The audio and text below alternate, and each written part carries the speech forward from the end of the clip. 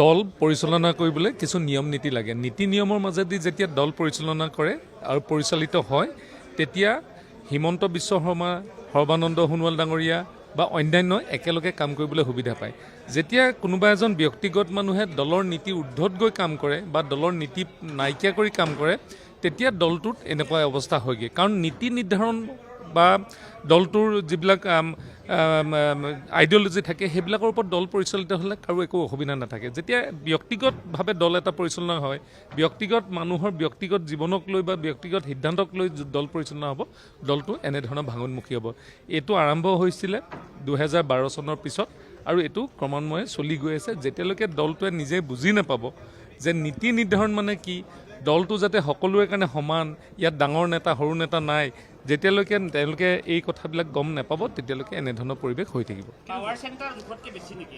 চক power centre বুলি নকওঁ, ইয়াতে আইডিঅলজিটো মোনাত থাকিলে ব্যক্তিগতটো এতিয়া আগত থাকে। সেইকাৰণে আইডিঅলজি যেতিয়া নাথাকিব, যেতিয়া নীতি নিৰ্ধাৰণৰ ব্যৱস্থা নাথাকিব, যেতিয়া তাতে ডিচিপ্লিন নাথাকিব আৰু মানুহে যেতিয়া ইজনে সিজনক নেমানিব নেতৃত্বত, তেতিয়া এই অৱস্থা হ'ব। আৰু এইটো আৰম্ভণিহে আৰু বহুত কিবা কিবি হ'বলৈ গৈ আছে।